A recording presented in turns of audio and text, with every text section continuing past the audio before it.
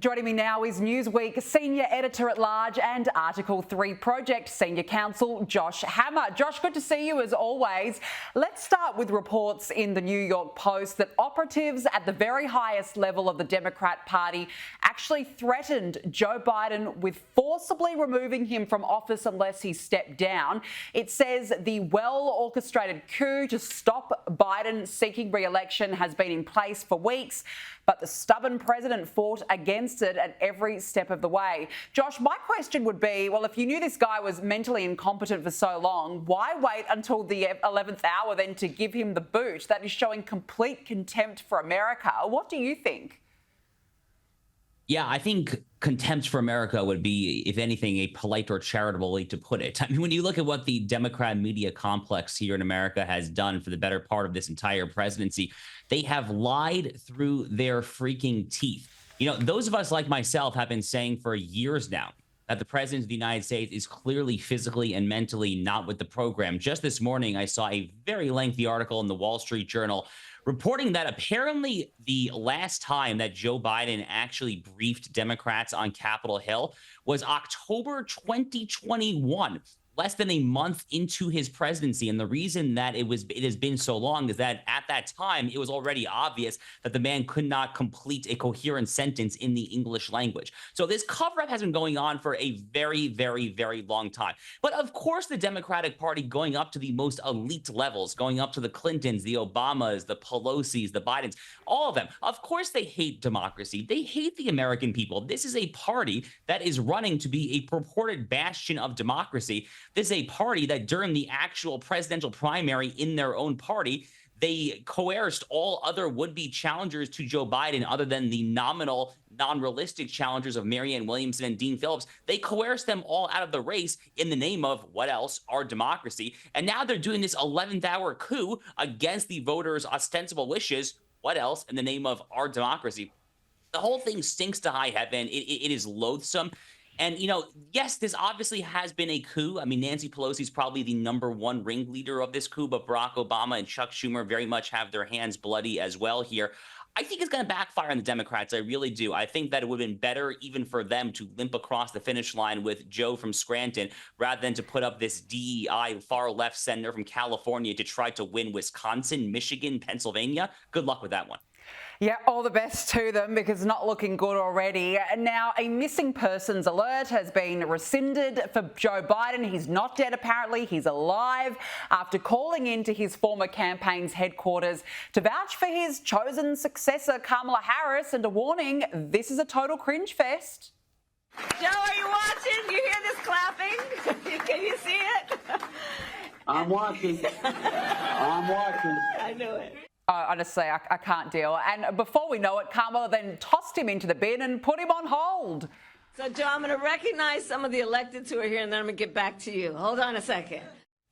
Way too much, Joe, for one day. But Joe still gets his revenge. He's not going anywhere. Keep me out of people's hair for the next 3 or 4 days. But I'm going to be on the road, and I'm not going anywhere. Josh, old Joe is hanging on for dear life by the sounds of that slurred voice. I mean, how cringe can this party get, seriously? Where is he? I mean, where is the president of the United States? I mean, what has happened to him? I mean, did he have a stroke? Did he have a brain aneurysm? I mean, is he on hospice care? Is he on life support? I mean, the American people deserve to know. I mean, what has happened here over the past 36 to 48 hours, I'm pretty sure, I'm a student of American history, this is pretty unprecedented in our history. To not only to not run for re-election, yes, there is some precedent for that. It has not been done since Lyndon Johnson read the room in 1968. He saw his unpopularity in the Vietnam War. He decided not to run. But in the modern era, in the digital era, the era of mass television, it has not been done, again, since 1968. So for him to do this via tweet, you know, I saw some wag on Twitter basically say that this is the equivalent of dating your boyfriend or girlfriend for like 5 or 6 years and then breaking up over text message. Sorry, honey. Sorry, it didn't work out. Good luck on the next one. No, be a man. Have a conversation. In this case, have a conversation with the American people. Get your butt there to the Oval Office. Get on NBC, CBS, ABC, primetime news and explain why it is that you apparently feel that you are not capable of running for re-election. yet you can somehow still hold the nuclear football. You can somehow still hold the codes to launch nuclear weapons against Xi Jinping and Vladimir Putin and the Ayatollahs in Tehran. None of this makes sense whatsoever. And meanwhile, America's enemies all throughout the world, the ones I just mentioned, are surely licking their chops because they know that there is not merely just an empty suit at the helm of the United States right now. There is no one. I am an American citizen. I do not know who is actually running the country. That should be troubling to anyone. Absolutely. You're spot on. I mean, the guy just writes a letter to America, disappears, phones in. I mean, where are you, Joe? You're exactly right, Josh. Now, look, Kamala Harris's campaign has raised more than $81 million in just 24 hours since Joe Biden stepped down. That is the largest amount raised in that time period by either party in this presidential election cycle. Are you surprised that the money is coming in thick and fast? No, I'm not shocked because I think a lot of Democratic donors have just been waiting to see how the Biden coup attempt plays out before they cut a new check. You know, America's campaign finance legal regime is actually very complicated. Ironically, Democrats are mostly to blame for that because they are the ones who have constantly been seeking to add new onerous restrictions when it comes to campaign finance law. But to kind of cut to the chase here, there are serious legal questions in our U.S. code as to whether or not the money can simply transfer from Biden to Harris. So I have to imagine that there were any number of large Democratic donors, kind of the Trump derangement syndrome crowd, who were probably waiting to see how that played out before they went back to their checkbook. It doesn't mean that Kamala Harris is popular. I mean, her approval rating, her popularity rating are, if anything, consistently lower than Joe Biden. The early swing state polling that we've seen does indicate that Kamala Harris does not perform any better. If anything, she performs worse against Donald Trump in all the key swing states. She's down by like 6-7 points in Arizona, multiple points in Michigan, Pennsylvania. So, you know, it's not like they're in any better shape because of this. But again, I attribute that fundraising number simply to desperation on the part of the Democratic donor class and not at all to Kamala Harris's skills, or more accurately, frankly, her lack thereof. Well, let's take a look at some of that polling now. Republicans haven't won a presidential election in the state of New Hampshire since Y2K, but the New Hampshire Journal poll shows that Trump may be positioned to take home the state's 4 electoral votes, and that his quest was actually boosted by the Democratic nominee switch-up that just took place. But also have a look at this poll. Trump is ahead of Kamala 50% to 41% without leaners, but with leaners, Trump at 53%, Harris 47%. So, Josh, Trump's still ahead. How do you read these numbers? Yeah, look, I think Donald Trump and J.D. Vance, as of right now, are in good shape to be sworn in January 2025 as president and vice president of the United States. I think Democrats were between a rock and a hard place. I mean, they were in an utter disaster of their very own making. Again, they only have themselves to blame. They are the ones who have basically zipped their mouths and had this ridiculous cover-up for the past few years there. But as it pertains to trying to limp across the finish line with Joe Biden or going with the horrifically unpopular Kamala Harris, there was not a particularly appealing option. You know, in theory, the slightly more appealing option would be to leapfrog both of them and go for Michelle Obama. But she apparently has no interest. And I have to be honest with you, I don't blame her at all. I mean, they have a very cozy life, the Obamas. They spend time up in Martha's Vineyard. They really control a lot of the strings. They're kind of puppeteers as it is, calling a lot of the shots without the need to get any accountability for the pushback. So between Harris and Biden, it's basically a loser's bet either way. The question that I have is who is going to be her running mate? Because this is kind of the equivalent of during the Battle of Midway during World War II of hopping on board to be the passenger on a kamikaze plane. I mean, this thing is going to crash and burn. It's a suicide mission. Who is she going to get to kind of waste his or her political talent on a failed vice presidential run? I have no idea, honestly. No, I guess, well, we may find out soon. But look, let's move to the Secret Service now. The director, Kimberly Cheetle, how that woman is still in a job is absolutely beyond me. But look, the head of the agency, she's appeared at a heated committee hearing into what happened in Pennsylvania a couple of weeks ago now, where Donald Trump was shot. And true to form, she still won't answer key questions about the catastrophic failings of the agency on that day. Director Cheetle, in your leadership, your agency got outsmarted and outmaneuvered by a 20-year-old. How can we have any confidence that you could stop trained professionals from a nefarious nation state? Those are absolutely questions that we need to have. I know they're answers questions. to. Josh, what a ridiculous answer. This woman is in complete denial. How hopeless is she? You know, like you, I am just absolutely astounded that here we are almost a week and a half after the former president, Donald Trump, almost had his head blown off in front of the entire world. Here we are, and this woman still has a job. You know, once upon a time in America and in Western nations more generally, there was such thing as a sense of shame, as a sense of self-awareness, whereby if you are a public official and something like this happens under your watch, you resign. You know, you have enough sense of dignity and self-respect to get the heck out of there. You know, in fact, I actually saw a headline maybe like 2 or 3 months ago out of Israel, and their IDF commander who was responsible for protecting the Gaza communities actually resigned about 3 months ago. And the quote that he gave, it's a very tragic quote. He said, "I have failed in my life mission," because he failed to protect those communities after the Hamas Holocaust of October 7, 2023.